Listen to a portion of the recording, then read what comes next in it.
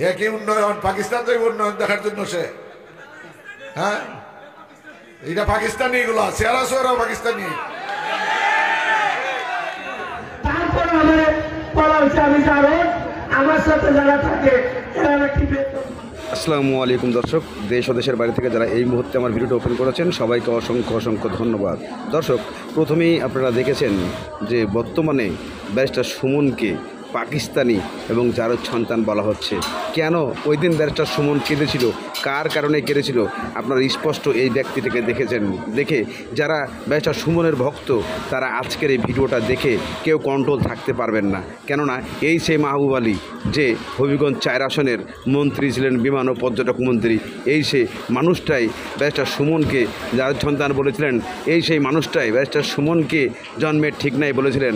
আজকে এই ভিডিওটাই কখনোই কোনো কারণে যারা এই ব্যারিস্টার সুমনের ভক্ত আছেন তারা একটু কন্ট্রোল নিয়ে ধৈর্য সহকারে ভিডিওটা দেখবেন। কেননা এই মানুষটার কথা শুনলে আর ব্যারিস্টার সুমনের চোখের পানি দেখলে আপনারা সহ্য করতে পারবেন না। তাই অনুরোধ করব, ভিডিওটা দেখার আগে অন্তত আপনারা একটু ধৈর্য নিয়ে সহকারে ফুল ভিডিওটা দেখবেন যে এই বেনজির আহমেদের মতোই এই একজন মাহবুব আলী এবং ব্যারিস্টার সুমনের লাইভে সর্বপ্রথম এই মাহবুব আলী চোখের পানি ঝরিয়েছিলেন এবং তাকে পাকিস্তানি বলেছিলেন। চলুন আমরা সেই কথাগুলো শুনে আসি, তাহলেই বুঝতে পারবো কি হয়েছে। হে কি উন্নয়ন? পাকিস্তান তো উন্নয়ন দেখার জন্য সে, হ্যাঁ, এটা পাকিস্তানি, এগুলো চেহারা চেহারা পাকিস্তানি। উন্নয়ন, বাংলাদেশের উন্নয়ন দেখে না। এগুলার থেকে সাবধান থাকবেন, সমাজ নষ্ট করতেছে। আমাকে যারা তোলা হয়েছে আমার দোষ কি ছিল?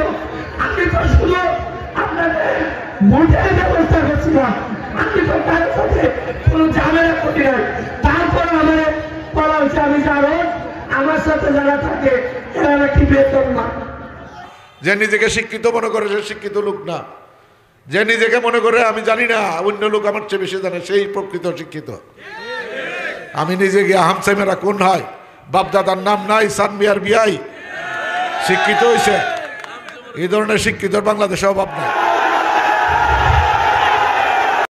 দর্শক, ইতিমধ্যে আপনারা কিছু অংশ দেখে ফেলেছেন, যে অংশটা দেখে প্রত্যেকটা মানুষই কেঁদেছিলেন এবং প্রত্যেকটা মানুষই কষ্ট পেয়েছিলেন বুকে। তবে এই কষ্টের প্রতিফলন শেষে এসে অবশ্যই ব্যারিস্টার সুমন পেয়ে গেছিলেন এবং এই কষ্ট থেকেই ভালোবাসা পেয়ে আজকে ব্যারিস্টার সুমন অল বাংলাদেশের একজন খলনায়ক, অল বাংলাদেশের একজন শ্রেষ্ঠ মানুষ।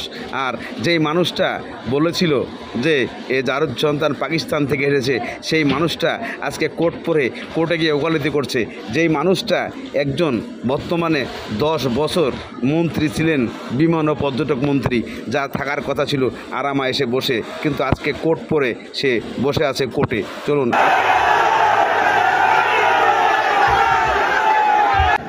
অনেক সাংবাদিক আমাকে জিজ্ঞাসা করে তার এসব কথার উত্তর দেওয়ার জন্য। আমি বলছি এর কথার উত্তর দেওয়ার মতো রুচি, জ্ঞান এগুলো আমার নাই। আমরা ছোটবেলায় পড়ছি পাগলে কি না কয় আর ছাগলে কি না খায়, এই অবস্থা চলছে।